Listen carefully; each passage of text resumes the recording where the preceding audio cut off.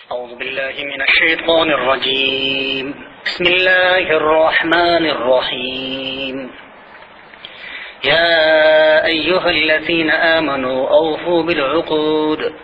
أحلت لكم بهيمة الأنعام إلا ما يطلع عليكم غير محل الصيد وأنتم حرم إن الله يحكم ما يريد۔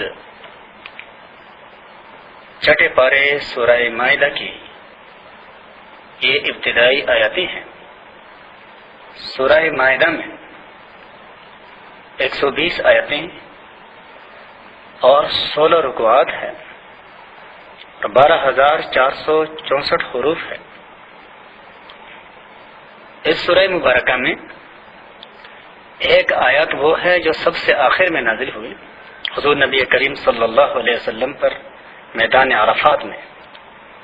اور وہ ہے الیوم اکملت لکم دینکم، جو انشاءاللہ آگے آئے گا۔ 16 رکوعات پر مشتمل اس سورہ مبارکہ کا جو پہلا رکوع ہے جس سے سورت کی ابتدا ہوتی ہے، اس رکوع میں ٹوٹل 5 آیتیں ہیں۔ گزشتہ سورہ مبارکہ میں اللہ تبارک و تعالی نے اہل کتاب کے متعلق کچھ احکامات بیان فرمائے تھے کہ ان پر اللہ تبارک و تعالی نے کچھ چیزوں کو جانوروں میں سے حرام قرار دیا تھا، اور یہ ان کے لیے بطور سزا کی تھا۔ اس سورہ مبارکہ میں اللہ تبارک و تعالی نے یہ وضاحت فرمائی ہے کہ مسلمانوں، تمہارے لیے بھی اللہ تبارک و تعالی نے کچھ چیزوں کو بطور امتحان کے ممنوع قرار دیا ہے، لیکن وہ چیزیں جو عموماً ان کے لیے حرام تھی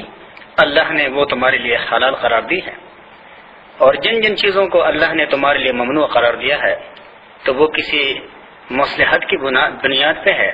بطور سزا کے نہیں ہے کہ اس کے استعمال سے تمہارے جسمانی اور روحانی طور پہ آلودہ ہونے یا بیمار ہونے کا قوی اندیشہ ہے، اور اللہ نے اسی لیے تمہیں ان جانوروں یا ان چیزوں کے استعمال اور کھانے پینے سے منع کیا،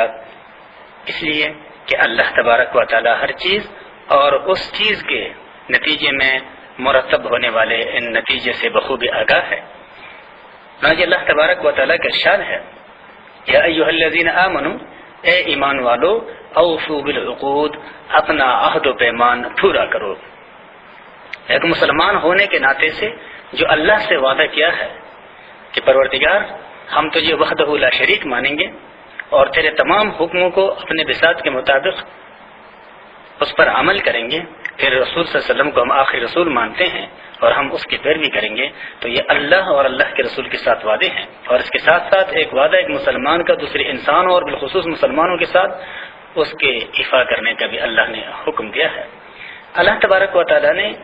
اس آیات مبارکہ میں صرف اشارہ کیا ہے کہ مسلمانوں تو میں اہل کتاب کی طرح نہیں ہونا چاہیے، جن کا تذکرہ گزشتہ رکوعات سورہ مبارکہ میں وہ گزرا ہے کہ وہ پیغمبروں سے ایک وعدہ کرتے ہیں، پھر اس وعدے کو توڑ دیتے، پھر وعدہ کرتے، پھر اس کو توڑ دیتے، اور اسی طرح ان لوگوں نے اللہ تبارک و تعالیٰ کے لیے اولاد قرار دی، اور اللہ کے پیغمبروں کو ان لوگوں نے اللہ کے درجے پہ پہنچایا، تو اللہ فرماتے ہیں نہیں، تم ہر ایک کے ساتھ واقعی ہوئے وعدے کو پورا کرو گے کہ اللہ کو اللہ مانو گے اور رسول کو رسول مانو گے، رسول کو رسول کے درجے پہ رکھو گے، اس کو اللہ کے درجے پہ نہیں لے جاؤ گے، اور اللہ تبارک و تعالیٰ کے قدرتوں اور عظمتوں کے قائل ہوتے ہوئے اس کے تمام احکامات بجا لاؤ گے۔ احلت لکم، حلال ہوئے تمہارے لیے، بہیمۃ الانعام، مویشیوں میں سے چھپائے، الا ما یطلع علیکم، سوائے ان کے جو تمہیں آگے سنائے جائیں گے انشاءاللہ، غیر محل الصید، مگر یہ کہ حلال نہ جانو شکار کو، وانتم حرم، اس حال میں کہ تم حالت احرام میں ہو، تو حالت احرام میں شکار کرنا، گو کہ وہ شکار حلال کیوں نہ ہو، وہ درست نہیں ہے۔ اور اگر کسی نے اپنی مرضی سے جانور کا شکار کیا جو کہ حالت احرام میں نہ ہو، اور پھر وہ اپنے اس شکار کی ہوئے جانور کا گوشت کسی حالت احرام میں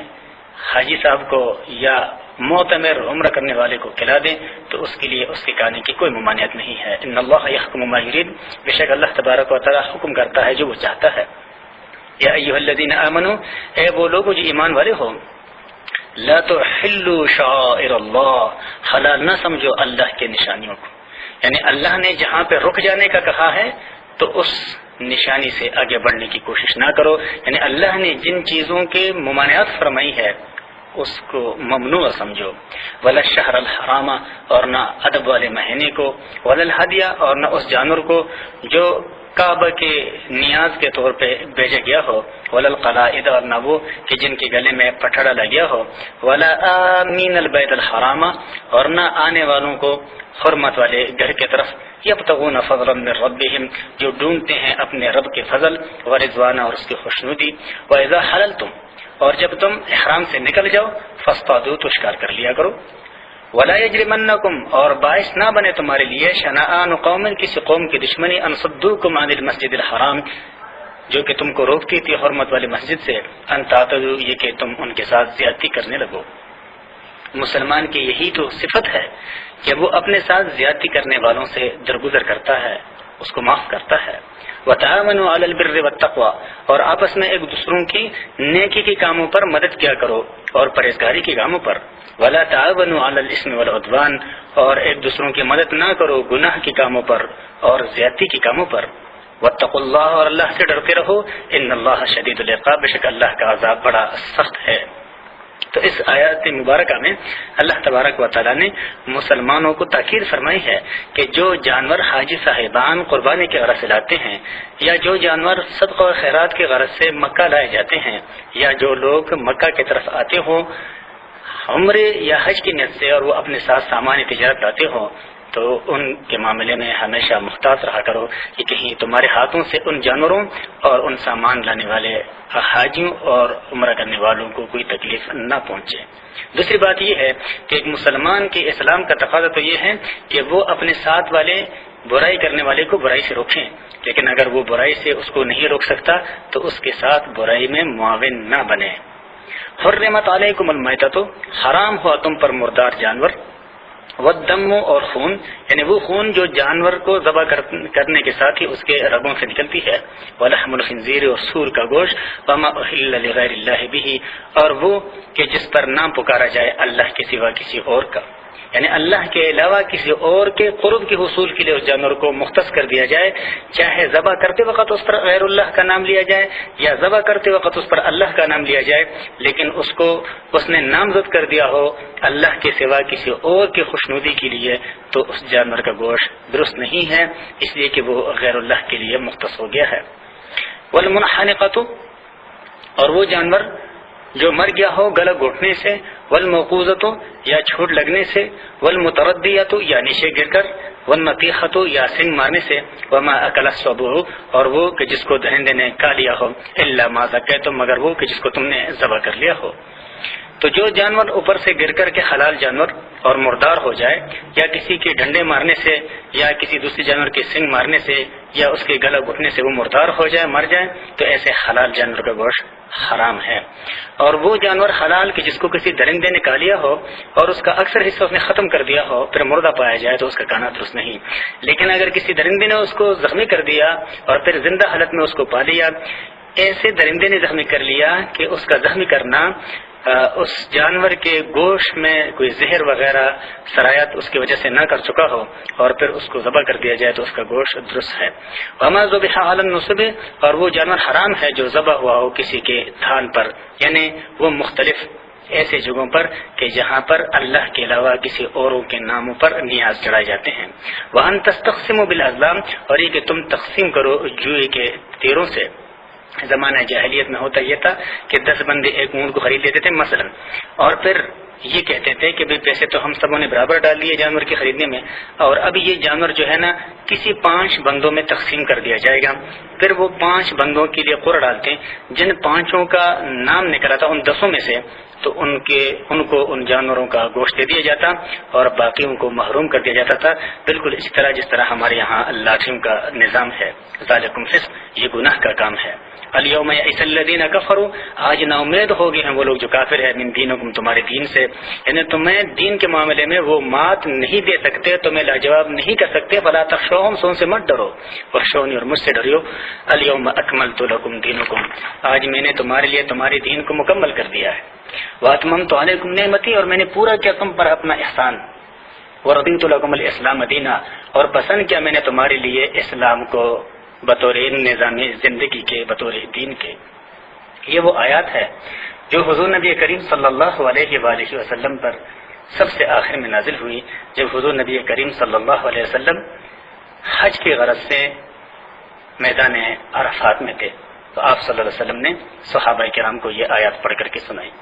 فمن اضطر، پس جو شخص لاچار ہو جائے، فی مخمصۃ، بھوک کی وجہ سے، غیر متجانف لاسم،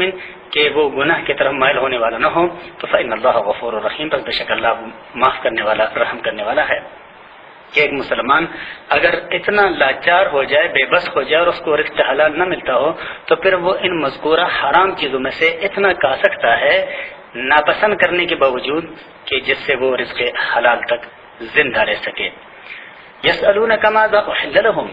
لوگ تجھ سے پوچھتے ہیں کہ کیا چیزیں ان کے لیے حلال ہیں، قل کہہ دیجیے احل لکم الطیبات، کہ تمہارے لیے حلال ہے ستری چیزیں، وما علمتم من الجوارح، اور جو تم سداؤ شکاری جانور کو، مکلبین، شکار پر دوڑانے کی غرض سے، تعلمونہن، کہ تم ان کو سکھاتے ہو، مما علمکم اللہ، اس میں سے جو اللہ نے تم کو سکھایا ہے، فکلوا، پس کھاؤ، مما، اس میں سے، امسکنا علیکم، جو وہ تمہارے لیے پکڑے، واذکروا اسم اللہ علیہ، اس پر اللہ کا نام لو، یعنی ذبح کرو اس کو، واتقوا اللہ، اور اللہ سے ڈرو، ان اللہ سریع الحساب، بے شک اللہ جلد حساب دینے والا ہے۔ یعنی شکاری کتا یا باز یا دوسرا کوئی جانور جس کو سدا کر اور تعلیم دے کر پھر کسی شکار کے پیچھے پکڑنے کی غرض سے اس کو بھیجا جائے، اور شکار زخمی ہونے کی صورت میں وہ اس کو تلاش کرے، اگر وہ شکار وہ پکڑ کر کے تمہارے لیے لے آتا ہے تو اس کے دانتوں کے لگنے کی وجہ سے وہ شکار ممنوع نہیں ہوگا، اس لیے کہ یہ کلب معلم ہے۔ الیوم احل لکم الطیبات، آج حلال ہوئی تم سب کے لیے ستری چیزیں، وطعام الذین اوتوا الکتاب حل لکم، اور کھانے اہل کتاب کے تمہارے لیے حلال ہے، وطعامکم حل لہن، اور تمہارا کھانا ان کے لیے حلال ہے، والمحصنات من المؤمنات، اور پاک دامن عورتیں ایمان والوں میں سے، والمحصنات من الذین، اور وہ پاک دامن عورتیں، اوتوا الکتاب من قبلکم، کہ جن کو کتاب دی گئی تھی تم سے پہلے، اذا آتیتموہن اجورہن، جب تم ان سے نکاح کرو ان کے مہر دے کر، محسنینا، نکاح میں لانے کی غرض سے، غیر مصافحین، نہ کہ وقتی خواہش کی تسکین کے لیے، ولا متخذی اخدان، اور نہ کہ تم ان کے ساتھ چپ کے تعلقات قائم کرو۔ ایسے اہل کتاب کہ جو حقیقی معنوں میں اہل کتاب ہو، اور جتنے آج کے اہل کتاب ہے ان کے اہل کتاب ہونے میں شک اس وجہ سے ہے کہ یہ شرک کے مرتکب ہو چکے ہیں، اور انہوں نے اللہ کے ساتھ حضرت عیسیٰ کو اور حضرت مریم کو شریک قرار دیا ہے، اور یہ ایک اللہ کے بجائے تثلیث کے قائل ہو گئے ہیں۔ لیکن پھر بھی اگر ان میں سے کوئی خاتون مسلمان ہو جائے تو اسلامی طریقے کے مطابق اس کو عقد نکاح میں لایا جا سکتا ہے۔ لیکن حضرت عمر فاروق رضی اللہ تعالیٰ عنہ نے جب دیکھا کہ کچھ لوگ ایسے ہیں اہل کتاب میں سے کہ جو اپنے مقاصد کے حصول کے لیے اور جاسوسی وغیرہ کی غرض سے مسلمان ہو جاتے ہیں، اور پھر مسلمانوں کے رازوں کو معلوم کر کے وہ پھر سے غیر مسلم بن جاتے ہیں اپنے علاقوں میں جا کر، تو آپ نے ممانعت فرمائی کہ پہلے کے مسلمان نو مسلموں کے ساتھ جو اب مسلمان ہوئے ہیں نکاح کے معاملے میں احتیاط برتیں، اور ایسے لوگ جو ابھی مسلمان ہونے کا دعویٰ کرتے ہو تو ان کا نکاح ایسے خواتین کے ساتھ کر دیا جائے کہ جو ابھی مسلمان ہوئی ہو، تاکہ معاملہ برابر رہے۔ ومن یکفر بالایمان، اور جو کوئی منکر ہوا ایمان سے، فقد حبط عملہ، تو یقیناً اس کے سارے محنت ضائع ہو گئی۔ یعنی جس نے بہت سارے اچھے اعمال کیے ایمان رکھتے ہوئے، لیکن آخر میں اگر وہ اسلام سے پھر جاتا ہے، خدا نخواستہ مرتد ہو جاتا ہے، تو اس کی ساری نیکیاں اکارت ہو جاتی ہے، وہ فی الآخرۃ من الخاسرین، اور وہ آخرت میں نقصان اٹھانے والوں میں سے ہوگا۔ اس لیے کہ دنیا میں اس نے جتنی کچھ نیکیاں کی وہ اس کے کفر یا طرز زندگی پسند کرنے کی وجہ سے سارے کے سارے ضائع ہو گئی۔ وآخر دعوانا ان الحمدللہ رب العالمین۔ اعوذ باللہ من الشیطان الرجیم، بسم اللہ الرحمن الرحیم، يا أيها الذين آمنوا إذا قمتم إلى الصلاة فاغسلوا وجوهكم وأيديكم إلى المرافق وامسحوا برؤوسكم وأرجلكم إلى الكعبين وإن كنتم جنبا فاطهروا وإن كنتم مرضى أو على سفر أو جاء أحد منكم من الغائط أو لامستم النساء فلم تجدوا ماء فتيمموا صعيدا طيبا فامسحوا بوجوهكم وأيديكم منه ما يريد الله ليجعل عليكم من حرج ولكن يريد ليطهركم وليتم نعمته عليكم لعلكم تشكرون۔ چھٹے پارے سورہ مائدہ کی یہ دوسری رکوع ہے اور یہ رکوع آیت نمبر 5 سے لے کر آیت نمبر 6 سے لے کر آیت نمبر 12 تک کے آیتوں پر مشتمل ہے۔ اس رکوع میں اللہ تبارک و تعالی نے مسلمانوں کو طہارت یعنی پاکیزگی کے متعلق ہدایات بیان فرمائے ہیں، اور اللہ تبارک و تعالی نے یہ بات بھی واضح فرمائی کہ طہارت کس طریقے سے حاصل کیا جائے۔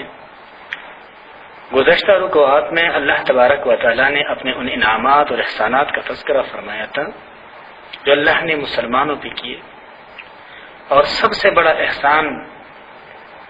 اللہ تبارک و تعالیٰ کا جو مسلمانوں پہ تھا وہ یہ کہ الیوم اکملت لکم دینکم، آیت نمبر 3 میں اللہ تبارک و تعالیٰ نے ارشاد فرمایا گزشتہ رکوع کے کہ ہم نے تمہارے لیے تمہارا دین مکمل کر دیا۔ اب مکمل دین انسان کے سامنے ہو اور بندے کو اپنی زندگی کے ہر شعبے کے متعلق اس مکمل دین سے رہنمائی ملے، اور وہ اس مکمل دین سے یہ معلوم کر سکے کہ میرے زندگی کے اندر کون کون سے کام کرنے میرے لیے درست ہے اور کون سے نامناسب ہے، تو یقیناً یہ کسی بڑی نعمت سے کم نہیں ہے۔ اس لیے کہ بندے کے سامنے انسان کے کامیابی والے سارے اعمال اللہ نے کھول کر کے رکھ دیے۔ اس لیے اب شکر کا تقاضا یہ ہے کہ بندہ اللہ کے سامنے سرو سجود ہو جائے، اللہ کی بندگی کریں، لیکن اللہ کے سامنے سرو سجود ہونے سے پہلے طہارت کی ضرورت ہوتی ہے، تو اس لیے اللہ تبارک و تعالیٰ نے اس رکوع میں طہارت کے متعلق کچھ احکامات نازل فرمائے۔ پہلے آیات میں اللہ تبارک و تعالیٰ نے وضو کے فرائض بیان فرمائے ہیں کہ عام حالت میں جب بندہ نماز کے ادائیگی کا ارادہ کر لیں تو اس کو وضو کرنا چاہیے، اور وضو کے اندر بنیادی طور پہ 4 چیزیں فرض ہے۔ فرض اسے کہا جاتا ہے کہ اگر وہ چھوڑ دیا جائے یا خود چھوٹ جائے بندے سے بھول کر تو وہ عمل درست نہیں ہوگا، وہ عمل پھر سے کرنا پڑے گا۔ تو گویا وضو میں اگر ان 4 فرائضوں میں سے کوئی فریضہ بندہ ترک کر دے تو وضو نہیں ہوا، جب وضو نہیں ہوا تو نماز بھی نہیں ہوگی۔ اللہ کا ارشاد ہے یا ایھا الذین آمنو، اے وہ لوگو جو ایمان والے ہو، اذا قمتم الی الصلاۃ، جب تم اٹھو نماز کو تو فاغسلوا وجوہکم، دھو لو اپنے چہروں کو، وایدیکم اور اپنے ہاتھوں کو، الی المرافق کوہنیوں تک، وامسحوا برؤوسکم اور مسح کر لو اپنے سروں کے اوپر، وارجلکم الی الکعبین اور پاؤں کو 2 ٹخنوں تک۔ تو یہ 4 فرائض ہیں۔ پہلے فریضہ وضو کا یہ ہے کہ بندہ اپنے چہرے کو دھو لے، اور چہرے میں جو دھونے کی جگہ ہے وہ پیشانی کے بالوں کے اگنے کی جگہ سے لے کر ٹوڑی کے نیچے تک، اور ایک کان سے لے کر دوسرے کان تک، اس درمیان کو 3 مرتبہ دھونا یہ سنت ہے، اور کم از کم 1 مرتبہ پوری طریقے سے گیلا کرنا یہ فرض ہے۔ اگر اس چہرے میں کوئی جگہ خشک بندہ چھوڑ دے بغیر کسی زخم اور عذر کے تو پھر وضو نہیں ہوگا۔ وَأَيْدِيَكُمْ إِلَى الْمَرَافِقِ، اور دوسرا جو فریضہ بتایا گیا وہ یہ ہے کہ ہاتھوں کو کونوں تک دھو لیا جائے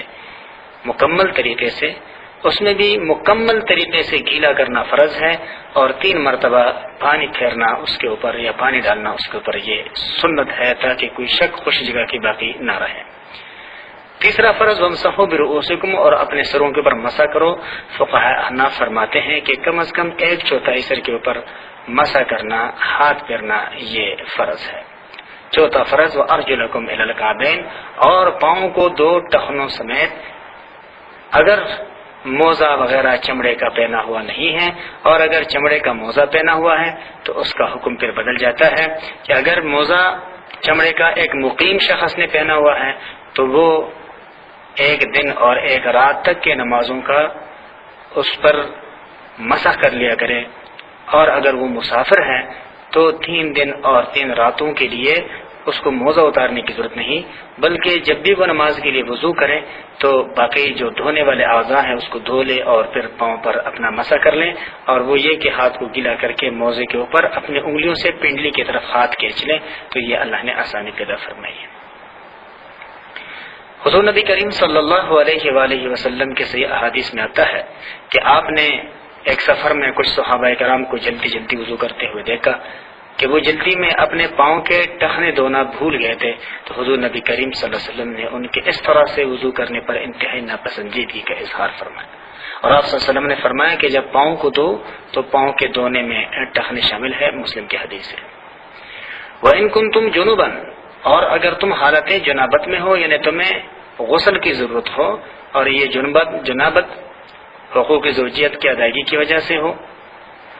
تو اللہ تبارک و تعالیٰ کا ارشاد ہے فَطَّهَّرُوا، تو اب اچھی طریقے سے مکمل طہارت حاصل کرو۔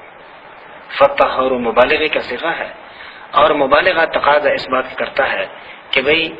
خوب تر طریقے سے غسل کیا جائے، تو معلوم یہ ہوا کہ غسل تو غسل ہوتا ہے، لیکن خوب تر جو زیادتی کو چاہتا ہے تو یہ زیادتی تاکید کے لیے مفسرین اور فقہاء نے وضاحت فرمائی ہے کہ اس عمل کے بعد غسل کرنا فرض ہے۔ وَإِن كُنتُم مَرْضَىٰ، اور اگر تم حالت بیماری میں ہو تو غسل کے جو فرائض ہے جی وہ 3 ہے۔ ایک تو یہ کہ بندہ ہاتھوں کو دھونے کے بعد 3 مرتبہ کلی کر لے، پھر 3 مرتبہ ناک میں پانی ڈال دیں، اور پورے وجود کو، سارے جسم کو گیلا کر دیں، اور کوئی جگہ اس میں خشک نہ رہے۔ یہ 3 فرائض ہے غسل کے اندر۔ اللہ کا ارشاد ہے وَإِن مَرْضَىٰ، اور اگر تم حالت بیماری میں ہو، او علی سفر، یا سفر میں، او جاء احد منکم من الغائط، یا کوئی تم میں سے آیا جائے ضرورت سے، یعنی قضاء حاجت کر کے آیا، او لامستم النساء، یا تم پاس گئے ہو اپنے عورتوں کے، اور ان اعمال کے بعد فلم تجدوا ماء، پس تمہیں پانی نہ ملے، تو بھئی فتیمموا صعیدا طیبا، پس تم قصد کرو پاک مٹی کی طرف، یعنی تیمم کر لو پاک مٹی سے۔ اور اس کا تذکرہ سورہ نساء میں پہلے ہو گزرا ہے کہ تیمم کے اندر 2 چیزیں فرض ہیں، ایک نیت کرنا، اور دوسرے ہاتھوں کو پاک مٹی کے اوپر یا کہ ایسی چیز کے اوپر مارنا کہ جو چیز آگ میں نہ جلے۔ ایک مرتبہ ہاتھ کو سیدھا کر کے اس کے اوپر مارے مٹی کے اوپر، پھر اس کو جھاڑ دیں، اور پہلے مرتبہ جھاڑنے کے بعد پوری چہرے پر ہاتھ پھیر دیں، دوسری مرتبہ پھر ہاتھ مارے زمین کے اوپر، اور پھر اپنے دائیں ہاتھ سے مکمل طور پہ بائیں ہاتھ کو بازو سمیت ہاتھ اس پہ پھیر دیں، اور پھر بائیں ہاتھ کے ذریعے دائیں ہاتھ پر مکمل طور پہ ہاتھ پھیر لیں انگلیوں سمیت، تاکہ اس انسان کے ہاتھ اور بازو کے ہر جگہ پر انسان کا ہاتھ پھیر جائے۔ یہ فرض ہے۔ سر کا مسح اور پاؤں کا مسح یہ تیمم میں نہیں ہے۔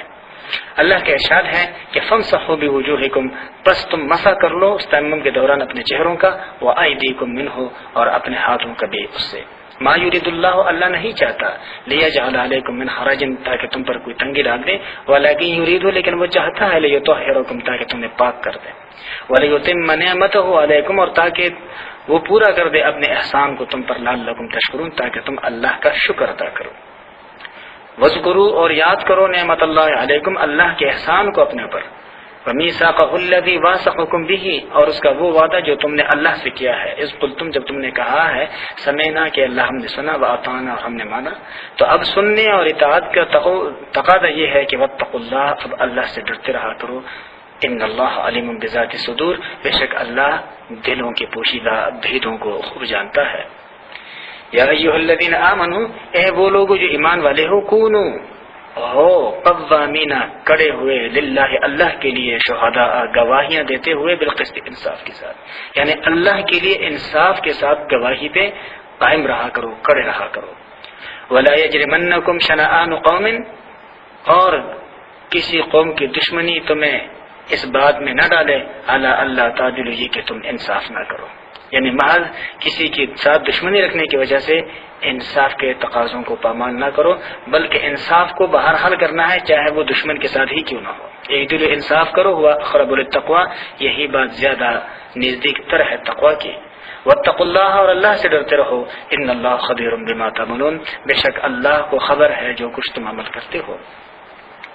وعد اللہ الذین آمنوا، وعدہ کیا ہے اللہ نے ایمان والوں سے، وعملوا الصالحات، اور جو نیک اعمال کرتے ہیں، لہم مغفرۃ واجر عظیم، کہ ان کے لیے بخشش ہے اور بہت بڑا اجر ہے۔ والذین کفروا، اور وہ لوگ جنہوں نے کفر کیا، وکذبوا بآیاتنا، اور جنہوں نے ہمارے آیاتوں کو جھٹلایا، اولئک اصحاب الجحیم، یہی لوگ ہیں آگ والے۔ یا ایھا الذین آمنوا، اے وہ لوگ جو ایمان والے ہو، اذکروا، یاد کرو نعمت اللہ علیکم، اپنے اوپر اللہ کی نعمتوں کو، اذ ہم قوم، جب قصد کیا کچھ لوگوں نے، ان یبسطوا الیکم، یہ کہ وہ دراز کرے تمہارے طرف، ایدیہم، اپنے ہاتھوں کو، فکف ایدیہم عنکم، پھر روک دیا اللہ نے ان کے ہاتھوں کو تم پر سے۔ واتقوا اللہ، اور اللہ سے ڈرو، وعلی اللہ فلیتوکل المؤمنون، اور اللہ ہی پر بس چاہیے کہ ایمان والے بھروسہ رکھا کریں، اللہ تبارک و تعالی ہی پر توکل کر لیا کریں۔ اس آیات کا جو شان نزول مفسرین نے بیان فرمایا ہے وہ یہ ہے کہ کفار نے ایک مرتبہ یہ سازش کی کہ حضور نبی کریم صلی اللہ علیہ وسلم اور آپ کے مخلص صحابہ کرام کو کسی بہانے سے، دعوت کے بہانے سے ایک جگہ بلا لیا جائے، اور پھر ایک بار ہی آپ صلی اللہ علیہ وسلم اور آپ کے مخصوص صحابہ کرام پہ حملہ کیا جائے، تاکہ اس طریقے سے وہ سارے مخلص لوگ ہمارے راستے سے ہٹ جائیں۔ تو اللہ تعالیٰ، اور اس کے لیے انہوں نے ایک دعوت رکھی کہ دعوت کے بہانے سے ان کو بلایا جائے گا، اور وہ منافقین کے ذریعے۔ تو اللہ تبارک و تعالیٰ نے اس دعوت پہ جانے سے پہلے مسلمانوں کو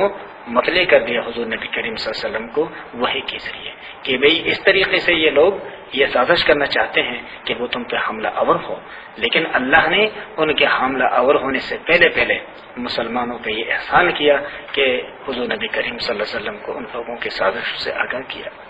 تو کفار نام ہے شر کا، اور یہ شر ہمیشہ اپنے اصلیت کو دکھاتا ہے، چاہے یہ کسی بھی صورت میں ہو۔ اس لیے اللہ تبارک و تعالیٰ نے ہمیشہ اس شر سے دور رہنے کے تاکید اور تلقین فرمائی ہے اپنے بندوں یعنی مسلمانوں کو۔ وآخر دعوانا ان الحمد للہ رب العالمین۔ اعوذ باللہ من الشیطان الرجیم، بسم اللہ الرحمن الرحیم۔ وَلَقَدْ أَخَذَ اللَّهُ مِيثَاقَ بَنِي إِسْرَائِيلَ وَبَعَثْنَا مِنْهُمُ 12 نَقِيبًا وَقَالَ اللَّهُ إِنِّي مَعَكُمْ لَئِنْ أَقَمْتُمُ الصَّلَاةَ وَآتَيْتُمُ الزَّكَاةَ وَآمَنْتُمْ بِرُسُلِي وَعَزَّرْتُمُوهُمْ وَأَقْرَضْتُمُ اللَّهَ قَرْضًا حَسَنًا لَأُكَفِّرَنَّ عَنْكُمْ سَيِّئَاتِكُمْ وَلَأُدْخِلَنَّكُمْ جَنَّاتٍ تَجْرِي مِنْ تَحْتِهَا الْأَنْهَارُ فمن كفر بعد ذلك منكم فقد ضل سواء السبيل۔ چھٹے پارے سورہ مائدہ کے یہ تیسری رکوع ہے، اور یہ رکوع آیت نمبر 12 سے لے کر آیت نمبر 20 تک کے آیتوں پر مشتمل ہے۔ اس رکوع میں اللہ تبارک و تعالی اپنے کچھ احسانات کا تذکرہ فرماتا ہے جو اللہ نے بنی اسرائیل کے اوپر کیے تھے، اور اللہ کے ان احسانات کے بدلے میں جو کہ بنی اسرائیل کو شکر کرنا چاہیے تھا، لیکن انہوں نے اللہ کے حکموں کا مذاق اڑایا، ناشکری کا ارتکاب کیا، اور پھر اس ناشکری کا نتیجہ یہ ہوا کہ اللہ نے ان کے آپس میں ایسے بڑے پیمانے پہ اختلافات پیدا کیے، اور وہ بھی ہمیشہ کے لیے، تاکہ یہ ہمیشہ ایک دوسروں کے مخالف رہے، ہمیشہ ایک دوسروں سے دور رہے۔ تو اللہ تبارک و تعالیٰ فرماتے ہیں کہ ان کی آپس کے عداوتیں اور یہ آپس کے کینہ اور آپس کی یہ دشمنی یہ اس وجہ سے ہے کہ انہوں نے اللہ کے حکموں کو پس پش ڈالا، جن کے اوپر عمل کرنا ان کی ذمہ داری قرار دی گئی تھی، اور اس سچائی کو عام کرنا ان کا فرض تھا، لیکن انہوں نے اپنے خواہشات کو اللہ کے احکامات میں مقدم رکھا تو اللہ تبارک و تعالیٰ کی نظروں سے وہ لوگ گر گئے۔ یہ اصل میں تھوڑا سا تنبیہ ہے مسلمانوں کو بھی کہ اللہ تبارک و تعالیٰ نے مسلمانوں کو جو ایک مکمل دین عطا فرمایا ہے، اور اس مکمل دین کے اندر کچھ فرائض ہیں، چاہے ان فرائض کا تعلق حقوق اللہ کے ساتھ ہو یا حقوق العباد کے ساتھ ہو یا اپنے نفس کے ساتھ ہو، ان کی ادائیگی مسلمانوں کی ذمہ داری ہے۔ کہیں ایسا نہ ہو کہ مسلمان بھی اہل کتاب کے نقش قدم پہ چلنا شروع کریں۔ خدا نخواستہ اگر مسلمانوں نے اللہ کے حکموں کے ساتھ وہی رویہ اپنایا رکھا تو اللہ کا دستور بھی اپنے بندوں کے لیے وہی ہے۔ چنانچہ اللہ کا ارشاد ہے وَلَقَدْ أَخَذَ اللَّهُ، اور یقیناً لے چکا اللہ میثاق پکا وعدہ بنی اسرائیل سے، وَبَعَثْنَا مِنْهُمُ 12 نقیبا، اور اللہ نے مقرر کیے ان میں سے 12 سردار۔ یہ 12 سردار اس لیے کہ بنی اسرائیل کے 12 قبائل تھے اور ہر قبیلے میں سے 12 سردار ہوئے۔ حضرت موسیٰ علیہ السلام نے ان 12 سرداروں کو منتخب کیا تھا، جن کے نام بھی مفسرین نے بیان فرمائے ہیں، اور ان کا یہ ڈیوٹی لگایا گیا، ان کو یہ ذمہ داری سونپی گئی کہ وہ اپنے قوم پر عہد و پیمان پورا کرنے کی تاکید اور ان کے احوال کی نگرانی رکھیں۔ لیکن وہ لوگ جو آپس میں انتہائی نااتفاق قوم تھی، انہوں نے اللہ کے حکموں کو پس پش ڈالا، تو اللہ تبارک و تعالیٰ اسی طرف اشارہ فرماتا ہے۔ وقال اللہ، اور اللہ نے کہا انی معکم، بے شک میں تمہارے ساتھ ہوں،